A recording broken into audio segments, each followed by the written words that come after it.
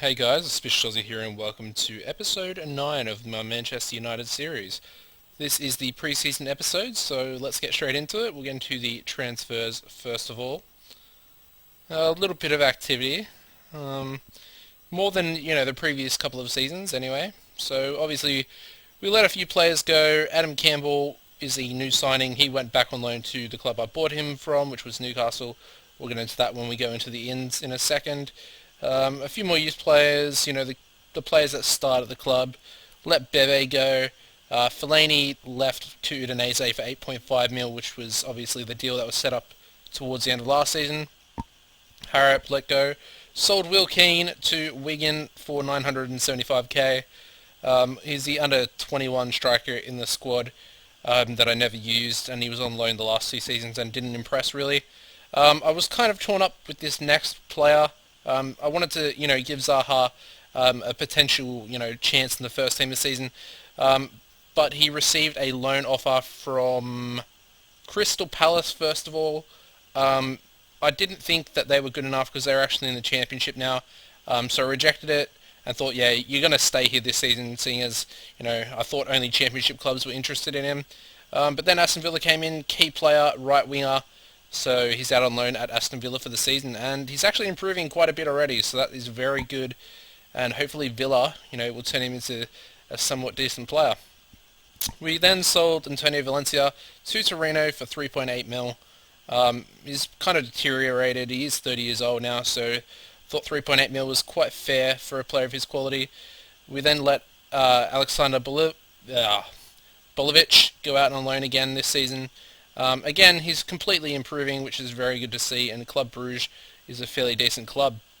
The next player I let go, tried to sell him, was Varela. He went on loan to Leipzig because they were the only team that actually, wanted to sign him at all, and that was only for a loan move anyway. Butner then left the club to Saint Etienne for 8.5 mil. Fairly good player, to be honest. Was the best left back we had at the club, but obviously I don't play with fullbacks anymore, so he left.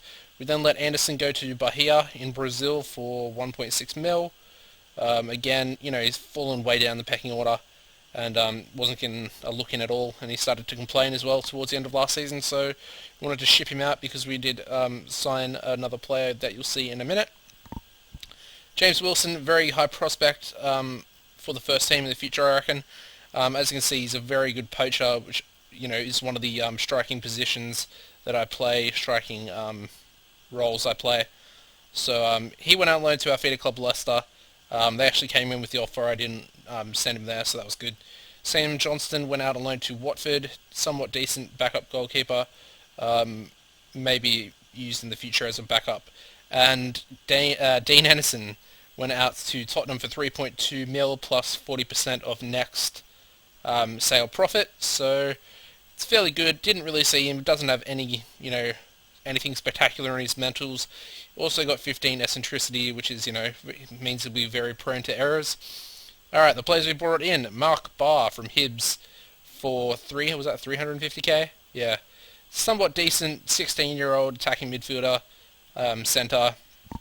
And as you can see, he's not improving it massively right now, but he is Scottish, and I would love to, bring in a nice British core of players.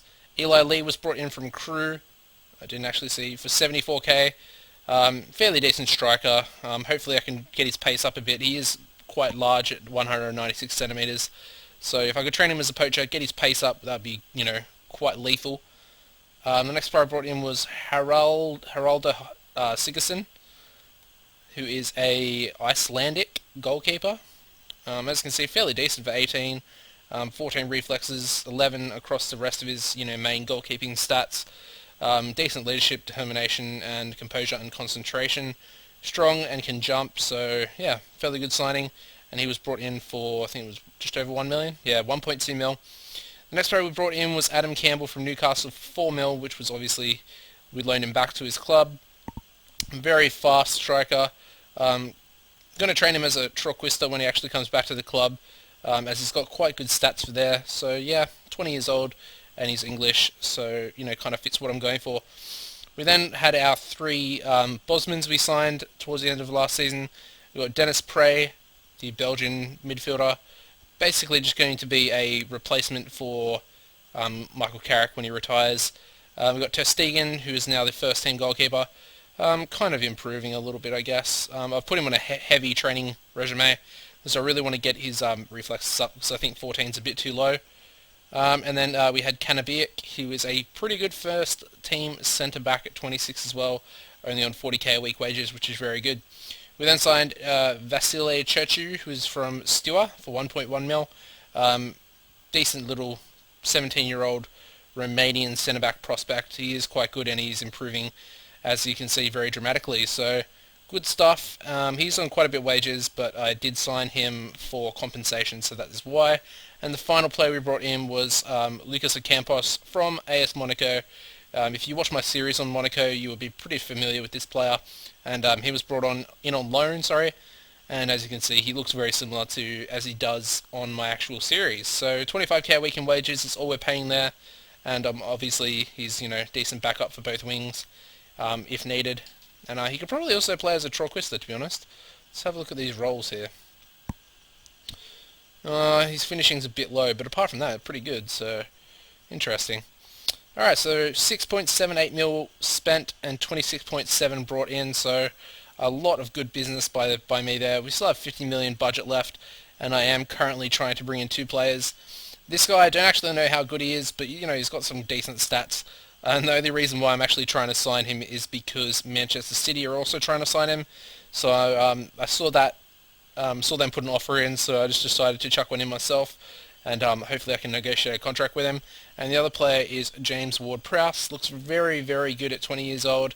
And I know I just signed Dance Prey, but this guy looks like a much better prospect for the deep-lying playmaker role to replace Michael Carrick in the future. So we might move Prey on at the end of the season, depending on how he goes. We will see. But anyway, let's get into the fixtures now. And as you can see, played quite a few friendlies. Up first was Bayer Leverkusen, 2-2 draw away from home. Phil Jones and Danny Welbeck getting our goals there, and a lot of players got a lot of game time in that, so that was good.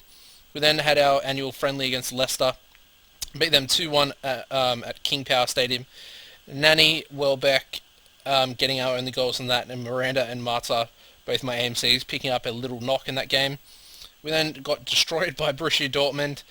They beat us 4-2. Our goals coming from Van Persie and Kovacic. Basically, they scored 2. It was 2-2, and then they scored 2 goals when I brought on all of my youth and backup players to give them a bit of game time. We then destroyed Chelsea 3-1 at home, which was very good. Van Persie, Nani, and Juan Mata. We then beat Napoli 3-0 away from home at the São Paulo. And that was quite a good result, to be honest. Van Persie, Januzaj, and Hernandez. Before our last game and last friendly game of the pre-season was against Derry City, the Irish club, and we beat them 4-1. Not as convincing as I would have liked. They did score 1 goal from 3 shots on target, so that was a little bit disappointing.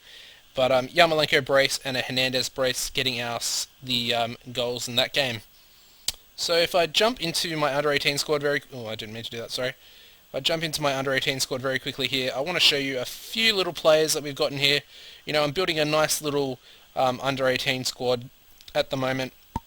First up, obviously, Lee, who was the signing from Crew so far. He's improving a little bit. We'll have a look at that. As you can see, his strength's going down, but I am training him as a poacher, so that might be expected. So trying to get his pace up.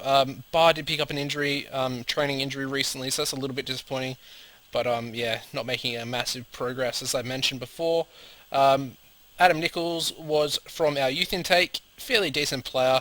Going to train him as a deep line playmaker, obviously, but he can play in centre of defence, despite being quite a midget. And we then had Aaron Lovell, who was also from the youth intake.